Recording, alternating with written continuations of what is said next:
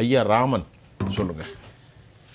மின்வாரியத்துறை அமைச்சர், மின்சாரத்துறை முன்னாள் அமைச்சர் செந்தில் பாலாஜி ஐயா அவர்கள் மீது சிபிஐ வழக்கு தொடரணும்னு நீதிமன்றத்தில் கொடுத்துருக்குது.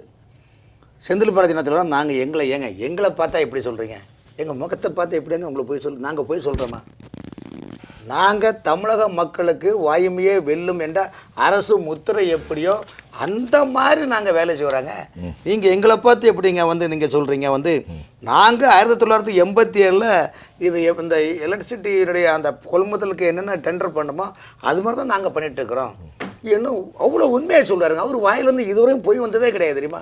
என்ன போய் சத்தியமான சாவித்திரி சார் இருங்க திருராம இடைவெளி பாரி போல அவரை போய் இப்படி அதாவது என்ன பார்த்தா தப்பு பண்ற மூஞ்சா தெரியுது. இந்த முகத்தை பாருங்க, பச்சை புள்ளையா இருக்கு. நக்கீரா நன்றாக எம்மை பார், என் மீதா குற்றம், என் மீதா குற்றம் சொல்லுங்க. 10 ரூபா பாட்டில் என்ற இந்த மக்கள் என்ன கூப்பிடுறாங்க.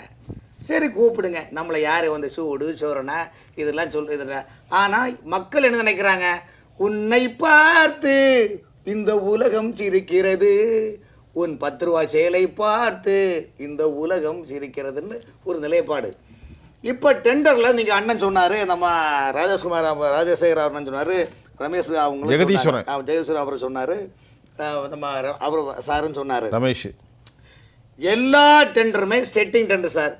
ஐயா ஜெயலலிதா அம்மா காலமான பிறகு இன்னிலிருந்து இன்னைக்கு வரைக்கும் டெண்டர் என்பது இபி மட்டுமல்ல, ஊராட்சி, பேராட்சி, நகராட்சி, மாநகராட்சி, மெட்ரோ வாட்டு, டோட் போர்டு, டிவிக்கோ, பாதாள சாக்கடை திட்டங்கள், குடிநீர் திட்டங்கள், அபிவிருத்தி திட்டங்கள், மேம்பாட்டு திட்டங்கள், குளத்தில் கல் கட்டுற திட்டங்கள், அனைத்து திட்டங்களுமே அமைச்சர்களும் அமைச்சரை சார்ந்தவர்களும் அந்த துறை சார்ந்த அதிகாரிகளுடைய பினாமிகளை வைத்து யாரெல்லாம் டெண்டர் கேட்பான்னு ஃபஸ்ட்டில் ஒரு ஓகே பண்ணுவாங்க. சொன்னீங்க யாராவது டெண்டர் போட்டால் அவ்வளோதான், முடிஞ்சு போச்சு. மிரட்டப்படுவார்கள், உருட்டப்படுவார்கள், அல்லது இரத்த காயங்கள் எப்படியாவது செயற்கையாக எங்கூடியாவது ஒன்று வரும்.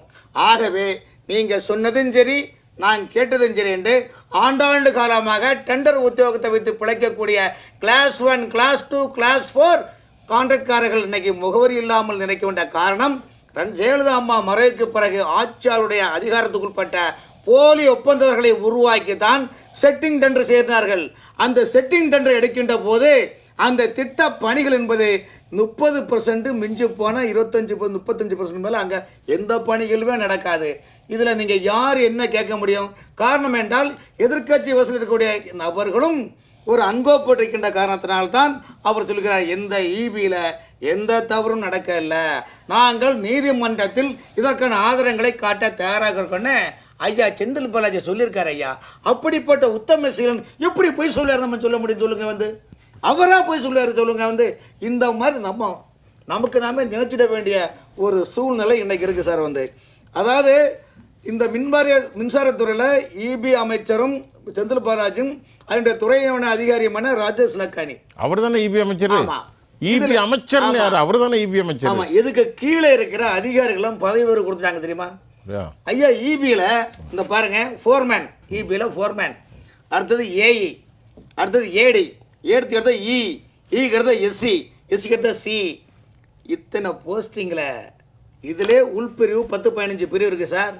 ஐயா இதில் சிவில் டிபார்ட்மெண்ட் பார்க்கக்கூடிய அதே மாதிரி கொள்முதல் பண்ணக்கூடிய மின்மாட்டி கொள்முதல் பண்ணுறாங்கல்ல, இவங்களுக்கு இந்த ஏஇ, ஏடி, இஇ, எஸ்சி, சிக்களுக்கு இந்த பாருங்க சார் எவ்வளோ ட்ரான்ஸ்ஃபர் வாங்குறாங்க, எவ்வளோ நினைக்கிறீங்க நீங்களே சொல்லுங்க.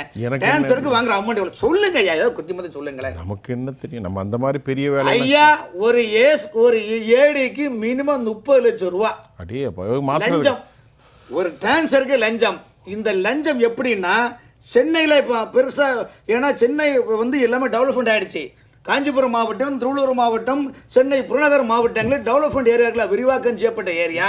டெவலப்மெண்ட் ஏரியாவில் எப்படி பில்டிங் கட்டும் போது அந்த டவுன் பிளானிங் அதிகாரிகளும் அந்த மாவட்ட ஆளுங்கட்சி செயலர்களும் அந்த மாவட்ட எம்எல்ஏக்களும் மாவட்ட அமைச்சர்களும் ஸ்கொயர் ஃபீட்டுக்கு இவ்வளோ காசை கொடுன்னு கேட்குறாங்களோ, அதே போல் அந்த விரிவாக்கம் செய்யப்பட்ட பகுதிகளில் ஏடி, இஇ, எஸ்சி, சிக்கெல்லாம் பல கோடிகளை கொடுத்து, எப்படி பல கோடிகளை கொடுத்து வர்றவங்க. இந்த கணக்கு இதில் இல்லை ஐயா, இந்த கணக்கு இதில் வராது. ஏன் வராதுன்னா ட்ரான்ஸ்ஃபருக்கு அவ்வளோ இல்லீகலான ஒரு நிலைப்பாடு.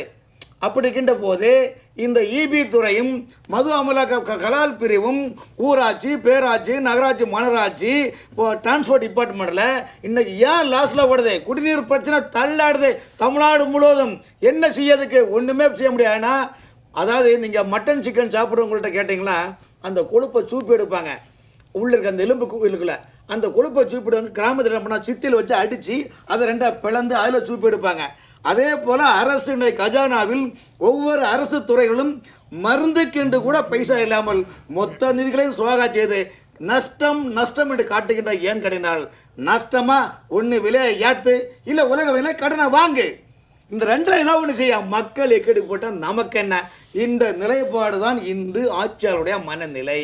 இப்போ புரியுதா? நாம் 2026 திரும்பவும் ஆட்சிக்கு வருவோம்னு சொல்ல காரணம் என்றால் எல்லாம் ருசி ஐயா. சீனி கிழங்க கிராமத்தில் சொல்லுவாங்க, சக்கரவள்ளி கிழங்க தின்ன பண்ணியை பிடிச்சி செவியை அறுத்தா கூட அது நிற்காதான், திரும்பவும் சக்கரவள்ளி தோட்டத்தில் போய் சக்கரவள்ளி கிழங்க தின்னுமா. அதே மாதிரி ருசி கண்டவர்கள் இவர்கள் மக்களையும் விட்டு வைக்கவில்லை, நாட்டையும் விட்டு வைக்கவில்லை. உலக வங்கிலிருந்து கொண்டா கொண்டா கொண்டா என்று மதுரை ஜிகதண்டா சாப்பிட சாப்பிட எப்படி ருசியாக இருக்குமோ, ஊழல் செய்வதிலும் ருசி கண்ட கரை கண்ட கப்பல்களிடம் நீங்கள் என்னத்தை போய் சொல்ல முடியும்? என்னத்தை போய் சொல்ல முடியும் சொல்லுங்க?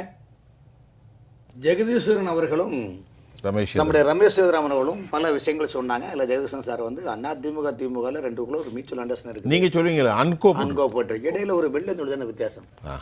2 கட்சி என்ன வித்தியாசம் சார்? 2016 போகிறோம் அதிமுக மேலே என்ன வித்தியாசம்? கொள்கையில் ஒன்று, கொள்ளையில் ஒன்று. கொள்கையிலும் ஒன்று, கொள்ளையிலும் ஒன்று. 2 இடையில வந்து ஒரே ஒரு வெள்ளத்தோடு தான் அவங்களுக்குள்ள வித்தியாசம் காட்டுறாங்க. அப்போ என்ன ஆகுனா, நீயும் நானும் ஒன்று, வாக்களித்த மக்கள் வேலை மண்ணு. ஸோ இந்த புது ஃபார்முலாவில் தான் இவங்க பயணிக்கிறாங்க. இப்போ கடந்த 5 வருஷத்தில் இத்தகைய ஊழல் பண்ணி நீதிமன்றம் கோர்ட்டு வாய்தான் போட்டு மக்களும் டிவியில் பார்க்குறாங்க, பேப்பரில் பார்க்குறாங்க, நாமளும் விவாதத்தை பண்ணிகிட்டே இருக்கிறோம். ஆனால் சம்மந்தப்பட்ட அந்த குற்ற பின்னணி உள்ளவங்களுக்கு யாருக்கா சூடு இருக்கா, சொரணம் இருக்கா, ஒன்றுமே கிடையாது. அப்போ அந்த மாதிரி ஒரு நிலைமையில் இருக்கும்போது இந்த அமைச்சர்கள்லாம் பண்ணும்போது என்ன ஆகுதுன்னா, அதிகாரிகள் என்ன பண்ணுறாங்க தெரியும் சார்? நீங்கள் எல்லாம் இப்போ பேசுகிறேன். இப்போ நம்ம அதிகாரி சப்ஜெக்ட்டுக்கு வருவோம். 38 மாவட்டம் இருக்குதா இல்லையா? 38 மாவட்டம் 38 கலெக்டர் இருக்கிறாங்க, 25 மாநகராட்சி கமிஷனர் இருக்கிறாங்க, 138 நகராட்சி கமிஷனர் இருக்கிறாங்க, 490 பேராட்சி செயலாளர்கள் இருக்கிறாங்க. இப்படிப்பட்ட ஆர்டிஓ, டிஆர்ஓ, இப்படிப்பட்ட நிர்வாகிகள் இருக்கிறாங்க. இதில் ஒவ்வொரு துறை அதிகாரிகளும் தங்களுடைய கேடுற தகுந்த மாதிரி வருமானம் எங்கே உள்ளதோ அங்கே போய் பல லட்சம் முதல் கோடிகள் வரைக்கும் டிரான்ஸ்ஃபருக்கு சம்பந்தப்பட்ட துறை சார்ந்த அமைச்சர்களின் உதவியாளர்களிடம் கொடுப்பதை கொடுத்து எடுப்பது எடுத்து இப்போ நீங்கள் தான் ஒரு கார்பரேஷன் கமிஷன் வச்சுருங்களேன். நான் ஒரு சாமானிய பொதுமக்கள், அண்ணன் ஒரு பொதுநல சங்க தலைவர், அவர் ஒரு ஆர்டி ஆக்டர், ரமேஷ் ஆர்டி ஆக்டர் தலைவர். நீங்கள் வந்து சம்மந்தப்பட்ட அதிகாரியை பார்க்க வருவீங்க. என்ன சொல்கிறாங்க தெரியுமா? இன்று போய் நாளை வாரா என்ன ஒரு செலவு ஓயவன் சொல்லுவான். நீ எத்தனை வாட்டி வந்தாலும் இதே கதைன்னு சொல்லுவான். ஐயா, நானே ஆவடி மாநகராட்சி ஆணையராக பார்க்க போகிறேன். இதுவரை 6 முறை பார்க்க போயிருக்கேன். ஒரு நாள் கூட நான் பார்த்ததில்லை சார். ஓஏ சொல்லுவார், கொஞ்ச நேரம் இருப்பார், வருவார், வெளியே சொல்லுது. அம்மா பிஸியாக இருக்கிறாங்க, ஐயா பிஸியாக இருக்கிறாங்க. இப்போ தான் சிஎம்ஏ ஆஃபீஸில் நகராட்சி நிர்வாகத்தில் பிசி மீட்டிங்கில் இருக்காரு, பொய் மூட்டையாக ஊற்றி விட்டுறது. கடந்த ஒரே ஒரு சிம்பிள் சார், இத்தகைய ஊழல்களுக்கு இந்த அரசு துறை சார்ந்த அமைச்சர் துறை சார்ந்த அதிகாரிகள் அந்த உதவியாளர்கள் சேர்ந்து இன்னைக்கு கடந்த 5 வருடத்தில் நீங்கள் தமிழ்நாட்டில் கட்டக்கூடிய 100 கோடி 300 கோடிக்கு பெருமளவில் கட்டக்கூடிய பில்டர்களையும் நிலங்களை பதிவு செய்தவருடைய மிக பத்திரப்பதிவு அலுவலகத்தில் நீங்கள் ஆய்வு பண்ணீங்கன்னா 35% ஊழல் அதிகாரிகளுடைய டாக்குமெண்ட் தான் சார் அங்கே இருக்கும், பினாமி பேரில் இருக்குது சார். நான் 1000 உதாரணம் என்கிட்ட இருக்குது. பல இந்திய ஆட்சி பணியாளர்கள் இந்த ஆட்சியில் கோடி கட்டி பிறக்கின்றார்கள். உள்ளூர் முதல் உலக வங்கியுடன் கோடிச்சு குவிக்கிறாங்க சார். இதெல்லாம் யாருக்கு பணம் சார்? யாருக்கு பணம் சொல்லுங்க? உலக வங்கி கடனை வாங்கியதும் மக்கள் வரியை கட்டி கொள்ளையடிப்பதும் இதற்குத்தானே சொல்லுங்க. அப்போ இதில் எங்கே மக்கள் வாழ்கிறாங்க? எங்கே மக்களுக்கு செய்கிறீங்க?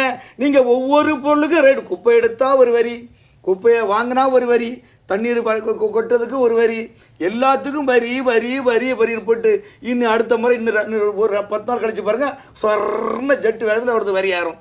இப்படியே நீங்கள் சொன்ன போனால் மக்கள் கையில் என்ன சார்? பொங்கல் பிறந்தாலும் தீபம் எரிந்தாலும் ஏழைகள் வாழ்வது கண்ணீரிலே, இந்த ஏழைகள் வாழ்வது கண்ணீரிலே.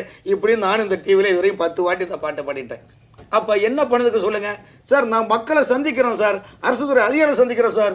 90% அரசு துறை அதிகாரிகளும் அமைச்சர்களும் கூட கூட்டு சேர்ந்து அன்கோ போட்டு கொள்ளையடிப்பதால் வேலியை பயிரை மேய்ந்தால் பயிருக்கு என்ன சார் கேரண்டி, நிலத்துக்கு என்ன கேரண்டி, யாரை யார் காப்பாற்றுவது, யார் இதுக்கு பூனைக்கு பண்ணிவிட, யாருமே பண்ணிவிட. எனக்கு தெரிந்து கடந்த 5 ஆண்டு காலம் எதிர்க்கட்சி வரிசையிலிருந்து கேள்வி கேட்ட ஒரே தலைவர் வி.கே. சசிகலா அம்மையார் மட்டும்தான். கடந்த 5 ஆண்டு காலத்தில் அவர்கள் அறிக்கையெல்லாம் பாருங்க, திமுக ஆட்சியில் தவறுகளை அவங்க தான் சுட்டி காட்டுறாங்க, வேற யாராவது சுட்டி காட்டுறாங்களா? ஏன்னா அதுக்குள்ள உள்ளனும் கல்லனும் விடிஞ்சாந்த விடிய திருடிட்டு இருக்கிறாங்க. மதுரை பழமொழி மாதிரி இது ஒரு 100 வாட்டி இந்த அரங்கத்தில் சொல்லிட்டேன். இதுதான் இன்னைக்குள்ள ஆட்சியுடைய அலங்கோலமான நிலைப்பாடு. இன்னொரு விஷயம், அடுத்து இப்போ மே மாதம் வந்துட்டு ஜூன் ஜூலையில் 2வது 4000 கோடி இனி தோண்டுங்க கீழே. மழை அபாரம் வரப்போகுது. ஒரு சொட்டு தண்ணி வராது. வந்துட்டு ஜூலை வந்துருமே 2 மாசத்துல ஒரு சொட்டு தண்ணி. நம்ம கூட்டு வந்தால் உட்காந்து பேசுவாங்க, அந்த வாட்டம் சரியில்லை, அது இப்படி இருக்கு. என்னடா கணக்கு சார்? சென்னை மாநகராட்சியில் 2016 இன்னைக்கு வரைக்கும் பல ஆயிரம் கோடி ரூபாய் மழைநீர் கால்வாய் திட்டத்துக்கும் பல ஆயிரம் கோடி ரூபாய் BRR பஸ் ரூட்டுன்னு சொல்லுவாங்க, சென்னை மாநகராட்சி ரோடு கிட்ட அந்த தடங்களுக்கும் போட்ட அத்தனை தொகையிலும் 25% சார் வேலை நடந்திருக்குது. மீது அத்தனை பேருமே அமைச்சருடைய தம்பி நடத்திட டிங் டாங் பெல் புசிண்டாவல் என்று ஒரு நிலைப்பாடு இருக்கும்போது இதுக்கு மேலே என்ன சொல்ல முடியும் சொல்லுங்க?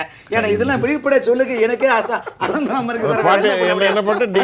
டிங் டாங் பெல் புசிண்டாவல் என்று சொல்ல மாதிரி பிள்ளைங்க பள்ளிக்கூட பாட்டில் பாடுவாங்க, மெட்ரிகுலர் CBSE பாடத்துல அது மாதிரி பாடக்கூடிய சூழ்நிலை ஆக்கிட்டாங்க சார்.